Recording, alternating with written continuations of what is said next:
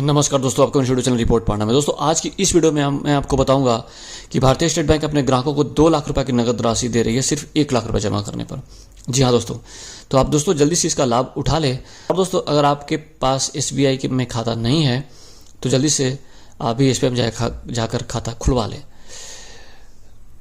क्योंकि भारतीय state bank आपको 2 लाख रुपए दे रही है सिर्फ 1 लाख रुपया जमा करने पर। सबसे अच्छी बात है कि अगर आपने खाता खुलवा लिया है और आपके पास SBI खाता है तो यह पैसा सीधे सीधे आपके खाते में ट्रांसफर कर दी जाएगी। किसी प्रकार का कोई झमेला नहीं है और नहीं कोई जाके आपको लाइन में जाकर आपको जमा खड़ा रहना पड़ेगा।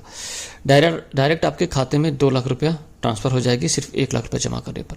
तो दोस्तों मैं आपको फटाफट बता देता हूं कि SBI FD स्कीम में कौन लोग निवेश कर सकते हैं, सीनियर सिटीजन लोगों के लिए क्या है क्राइटेरिया, कैसे SBI FD स्कीम में अकाउंट ओपन करें, मिनिमम कितने रुपए से इस स्कीम को स्टार्ट कर सकते हैं और मैक्सिमम कितना जमा कर सकते हैं, क्या इस स्कीम में पैसा जमा करने पर टैक्स में बेनिफिट्स मिलेगी कि नहीं मिलेगी, SBI फिक्स्ड डिपॉजिट स्कीम 2026 के ऊपर अभी कितना इंटरेस्ट रेट मिल रहा है, अभी सीनियर सिटीजन लोगों के लिए कितना है और नॉर्मल व्यक्ति के लिए कितना है, SBI FD स्कीम में निवेश करने पर कितना रिटर्न मिलेगा, SBI FD स्कीम को लेने के लिए क्या क्या डॉक्यूमेंट देना होगा।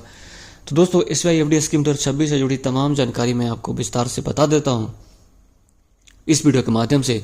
तो दोस्तों अगर आप SBI की इस स्कीम का फायदा लेना चाहते हैं तो आप अपने शहर का नाम नीचे कमेंट में लिखकर जरूर बताएं। और दोस्तों अगर आपने अभी तक मेरे चैनल रिपोर्ट पांडा को सब्सक्राइब नहीं किया तो प्लीज कर लें, ताकि मैं इस तरह का इन्वेस्टमेंट से रिलेटेड वीडियो लेकर आता रहूं। तो दोस्तों चलिए शुरू करते हैं SBI FD स्कीम 2026 के बारे में। पहले जान लेते हैं SBI की FD स्कीम का लाभ कौन कौन व्यक्ति ले सकता है, यानी SBI FD scheme eligibility criteria के बारे में। एज लिमिट, तो दोस्तों SBI FD प्लान लेने के लिए कोई एज लिमिट नहीं रखी गई है। 10 साल बच्चा से लेकर बूढ़ा तक महिलाएं भी SBI की FD स्कीम को ले सकते हैं। Minimum amount of SBI FD में खाता खुलवाने के लिए आपको मिनिमम 1000 रुपए से आपको स्टार्ट करना होगा। वही मैक्सिमम अमाउंट की कोई लिमिट नहीं है, आपके पास जितना है उतना का आप ले सकते हैं। मिनिमम टेन्योर SBI की FD को कम से कम आप 7 डेज के लिए यानी 7 दिन के लिए ले सकते हैं। वही मैक्सिमम टेन्योर 10 साल तक है, जो कि आपके लिए फायदा ही फायदा है। मतलब दोस्तों SBI की FD लंबे समय के लिए लेने में ही फायदा है। दोस्तों और जान लेते हैं कि SBI की FD स्कीम के में और बेनिफिट्स क्या है। तो दोस्तों आप किसी भी समय SBI की FD स्कीम को बंद कर सकते हैं, लेकिन इसके लिए आपको कुछ पेनाल्टी देनी होगी, फिर इसके बाद आप ब्याज के साथ पैसा आपको वापस कर दिया जाएगा। दोस्तों अगर आपको कुछ पैसों की जरूरत है तो आप अपने FD स्कीम के ऊपर 90% तक लोन ले सकते हैं।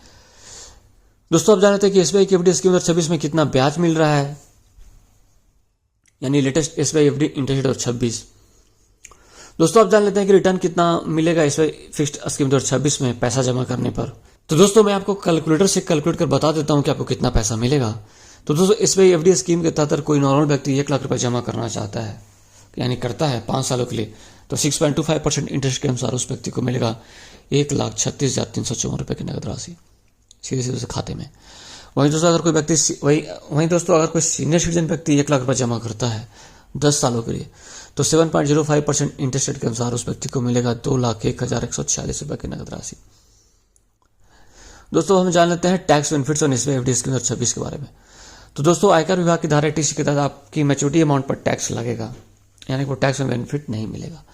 TDS deducted at the prevalent, TDS also deduct होगा।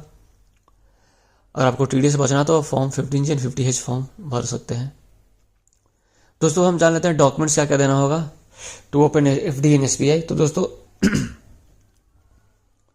इस स्कीम में खाता खुलवाने के लिए जो जरूरी कागजात है, voter card, Aadhaar card and 2 passport size photo, PAN card and 3 months bank statement देना पड़ेगा। दोस्तों हम जान लेते हैं कि how to open FD account इन SBI। तो दोस्तों SBI की FD स्कीम में आप आवेदन अपने शहर किसी भी भारतीय स्टेट बैंक की शाखा में कर सकते हैं। तो दोस्तों उम्मीद करता हूं कि मेरा जानकारी आपके लिए वैल्यूएबल होगी, तो आप इस वीडियो को लाइक करें और दोस्तों कुछ डाउट है तो कमेंट कर पूछ सकते हैं। और दोस्तों मेरे चैनल रिपोर्ट पांडा को सब्सक्राइब जरूर करें। धन्यवाद, थैंक यू।